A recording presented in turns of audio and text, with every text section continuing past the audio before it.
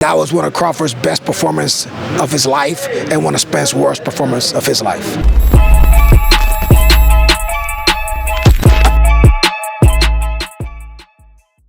This is Jonathan Agger, Fifth Pro Boxing Fans, here in Las Vegas with Coach Bullitt, who has been busy training. Who you been training today? Man, today I got a few of them, man. Today I had Tristan Calcroot, Christian Daniels, Avis Griffin, Zarina McCoy.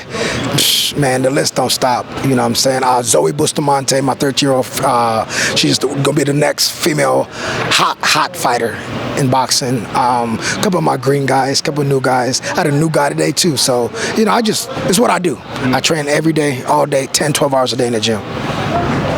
When you have like big pay-per-view fights against Tank like you had with Rolly, does it make it all feel like worth it and like you've got to the point you want to be at?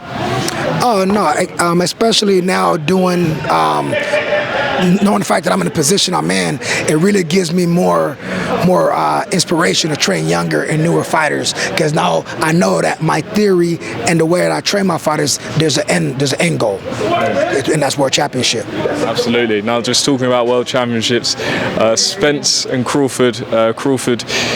What a performance. What did you make of it? It's a great performance by Terence Crawford. Take my hats off to him. He's a dog. Errol Spence, he took his defeat as a champion. He took it as a man.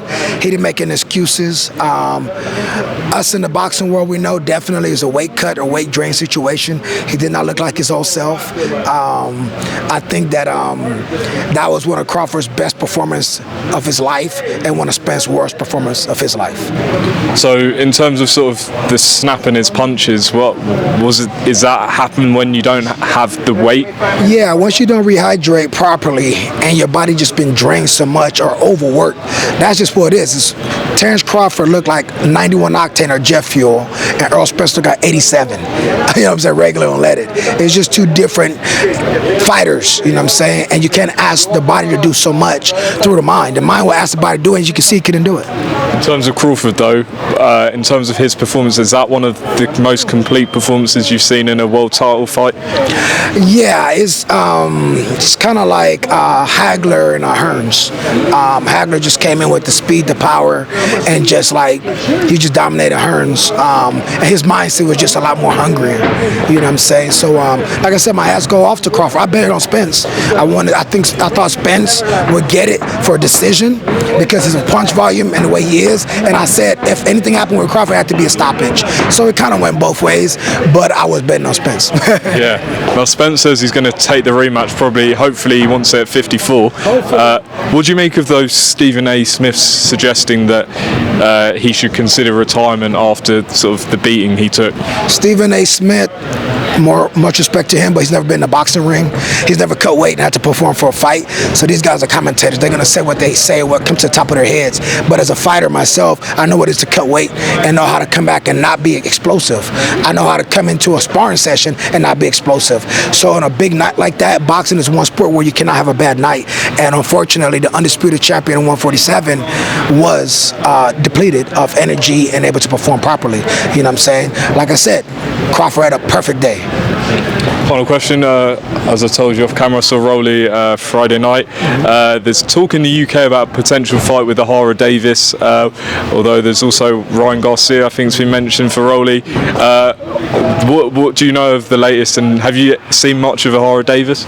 I haven't seen much of Ahara Davis, in the world haven't seen much of Ahara Davis. So what's the point of really fighting Ahara Davis for him to get some of Rolly's clout or something? Like, I mean, it's one thing to have, and you guys know the world today in boxing, it's not just about being a good fighter. It's able to put some ass in that seat. One of the reasons why Top Rank departed with Terence Crawford, because he wouldn't put an ass in the seats. Now after this he will. But back to Rolly and O'Hare, or Rolly and Ryan. The thing is we much prefer, and the world prefer, to see a Ryan Garcia and a Rolly Romero, because they've had two good sparring sessions. Rolly dominated, but Ryan is still a big, fast, sharp fighter. They both got one loss to the same opponent. So for me as a coach and for me as a boxing fan, I want to see Ryan Rolly. Fair enough. Coach Bullitt, thanks for your time, and we'll hopefully see Rolly back out in action soon. Man, as soon as possible, man. Team Rolly, the baddest boy in boxing, and one of the funniest guys in boxing. Talking shit, he backs it up. Y'all know what it is. Murder, murder, murder, kill, kill, kill. And Rolly, sign up for KOs. Y'all know what it is. There you have it.